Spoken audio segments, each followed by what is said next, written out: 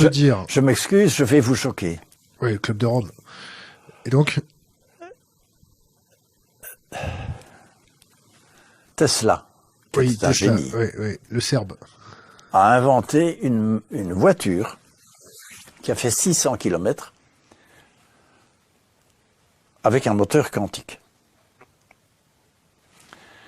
On a fait brûler son laboratoire 2 fois et on l'a fait exploser 1 fois, pour être sûr les 7 que sœurs. ce moteur quantique... Bon.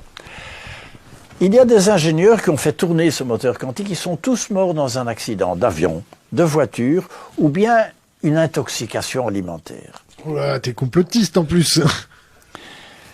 Il y a un gouvernement qui, l'année passée, le gouvernement indien a dit « Moi, j'ai pas de charbon, j'ai pas de pétrole.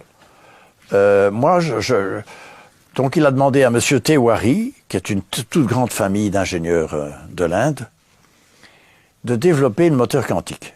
L'ambassade d'Amérique et plusieurs ambassades occidentales et d'Arabie Saoudite lui ont dit « You should not do that ». Pour ta propre sécurité. Et donc, il a décidé de mettre l'armée autour du laboratoire. Et il continue. Encore en ce moment? Oui. Il suffit d'aller voir, on voit la photo du moteur quantique. Bon. Nous sommes dans une phase expérimentale. On est en train de rattraper ce que Tesla a dit il y a 100 ans. Attends, hein? Ça fait 100 ans. Hein? Mais, si ce moteur quantique, donc ça consomme 50 watts et ça produit 10 000 watts indéfiniment. Donc tu crées une centrale, au lieu de nucléaire, une centrale quantique, qui, le coût de l'énergie, c'est 0.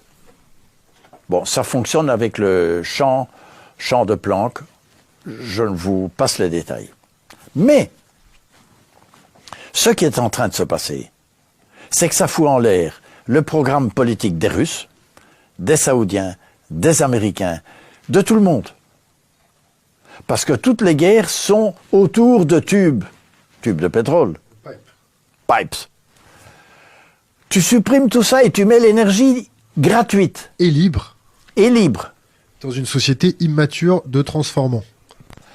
Tu t'es déjà amusé à balancer, on va dire, 15 kilos de céréales à 150 000 sauterelles?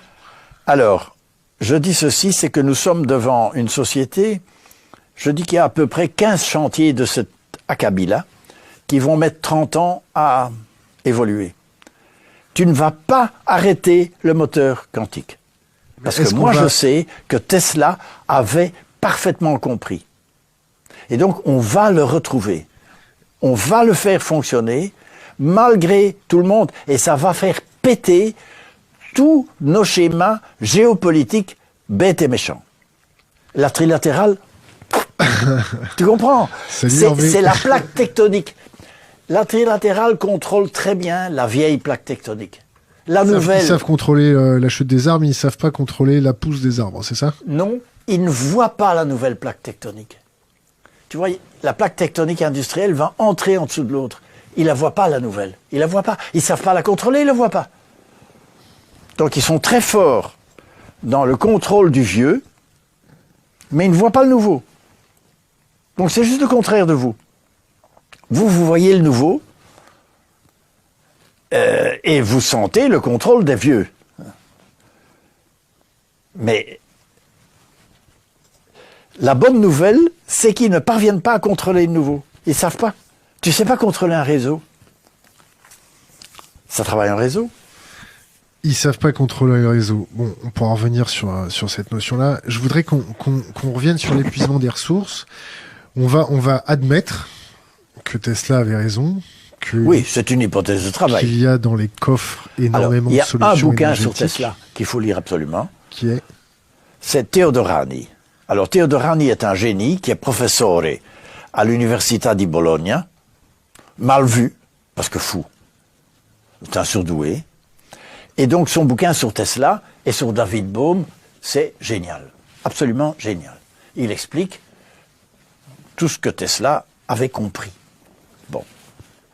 Les fêlés laissent passer la lumière, c'est ça? Non, il explique même que les génies comme Einstein et Tesla étaient des gens qui étaient connectés à la mémoire akashique de l'humanité. Mais enfin bon. Oui. Attends, mais c'est un physicien quantique, hein? Ah ouais. Et il l'explique à partir de la physique quantique. C'est ça qui est passionnant. Bon, là, ça devient un peu mystique. Bon, revenons sur l'énergie libre dans une société transformant, immature. Si je donne l'électricité gratuite à tout le monde, si je donne l'électricité gratuite à toutes les industries, est-ce qu'elles vont, grâce à ça, épuiser encore plus? Qu'est-ce qu'elles vont faire? Est-ce qu'on a 30 ans pour changer la mentalité, alors que ça fait plus de 50 ans qu'on apprend aux gens depuis le berceau qu'il faut consommer,